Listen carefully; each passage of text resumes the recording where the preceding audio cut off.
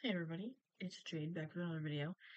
And before I get into what we're doing today, I have to apologize. I didn't post like any videos this summer.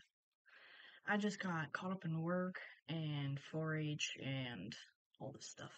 But hopefully now that I'm back in Maine, I can do a better job of posting. So with that, we're gonna continue our 50 State Cryptid series that we kind of had to put on pause because I got busy. Hopefully that won't happen next summer. But today we're going to be focusing on Idaho and Charlie. It's like a serpent type creature. So yeah, without further ado, let's get right into it.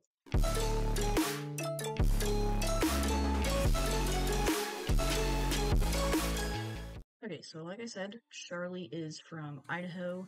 Um, oh my goodness, she's believed to be living like in the deep waters of the Payette Lake near McCall. It's often compared to the Loch Ness Monster, which makes sense because it's like a serpent type kind of thing. But it has its own unique history and sightings. So here are, I guess, some little origins about Charlie. The first reference to this serpent was believed to be from Native Americans. They believed that it was an evil spirit that dwelled in the lake. Modern history of Charlie began in 1920 when workers cutting ties at the upper end of the lake thought that they saw a log in the lake. However, the log began to move, and in August 1944, the serpent was reportedly seen by several groups of people who described it as 30 to 35 feet in length, and it had a dinosaur-looking head and very pronounced jaws, and I guess humps like a camel. And then they also said that it had shell-like skin. In September 1946, the serpent was also, I guess, reported by a group of like 20 people that were just hiking. In 1954, A. Boone McCallum, editor of the Star News, held a contest to name the serpent of the Payette Lake, and the winning name was, of course, Charlie. And this was submitted by Hennifer Turry of Springfield, Virginia. Interesting. In her letter, she said, "Why don't you call the thing Charlie? You know, was you der Charlie?" It's apparently a reference to the popular catchphrase often spoken by Jack Pearl during his old-time radio show. So, a couple other sightings, just a couple like little descriptions. Charlie was reportedly sighted by dozens of people during 1956 and the last documented sighting of 1994. So one of the most notable sightings was in 1956. Dabney Taylor reported that he saw Charlie swimming near his boat with a large wake behind it. He said it had a long neck and a small head with two horns on top. In 1961, Jane Brown wrote that she saw Charlie twice in one day while fishing on the lake. She said that it had a dark green body with black spots and a long tail with a fin on the end. In 1971, Mary Jane Williams wrote that she saw Charlie while boating with her husband and her friends. She said that it had a grayish-brown body with scales and bumps, and a long neck with a small head and two eyes. In 1985, Tom Grote reported that he saw Charlie while flying over the lake in a plane. He said it had 3 humps on its back and was about 40 feet long.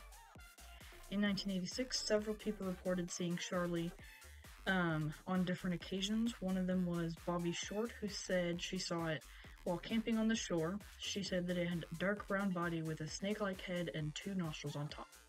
So, what exactly is Charlie? Is it a real creature? Is it just a legend? Is it maybe just some kind of big snake or, I don't know, sea creature? Many theories have been floating around. One of them is that a sturgeon might have migrated up the Snake River to the Payette River and into the lake. Another is that Charlie is a prehistoric animal that survived in the lake for millions of years. Some even suggest that Charlie is an alien or a government experiment gone wrong. That's crazy.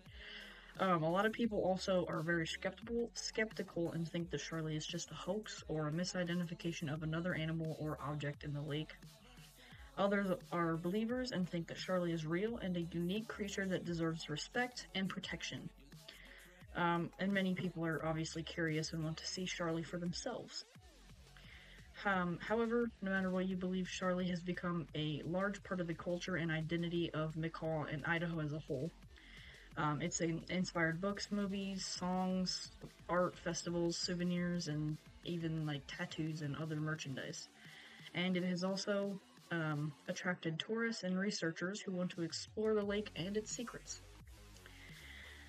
So, I don't know. I don't know if I believe this one. I definitely feel like it could be like a sturgeon or something, because sturgeons are very spiny and they have very noticeable like bumps on their back where their spikes are. But also, like, I don't know. I feel like sturgeons aren't that long. Like they're pretty big, but I don't know if they could be that long. I could be wrong. Actually, let's find out how long sturgeons are. Yeah, so this says that sturgeons can grow up to 20 feet long, but most fish are like 6.5 feet to 8.5. Um, so I don't know. I feel like it's possible, but a 40-foot long sturgeon is not very likely. So I don't know. It'd be interesting to look more into it. But maybe if you're from Idaho, you've heard of this or seen it, or I don't know, have your own stories, then let me know in the comments. Next week's gonna be Illinois in the Enfield Horror. Sounds interesting. I'm not sure what to think about that one, but I'm excited for it. If you guys enjoyed, make sure you leave a like. And also, once we get done with this 50 state cryptid series, give me some ideas in the comments for other cryptids and creatures that you want to hear about. I need some ideas. I like to do these little story things. So yeah, let me know in the comments. Hope you enjoyed, and I'll see you next week with the Enfield Horror.